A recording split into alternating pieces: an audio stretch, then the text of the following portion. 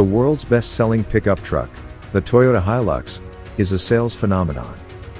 Since 1968, Toyota's shifted 18 million of these humble workhorses to everyone from farmers to contractors and individual families. Naturally, you'd expect this heavily facelifted, thoroughly updated Hilux not to risk messing with such popularity. Toyota has been poring over the spreadsheets, and lately, they make grim reading for the Hilux. Since 2012, pickup truck sales in Europe and America have doubled, swept along in the torrent of clamor for all things 4x4 and SUV-ish.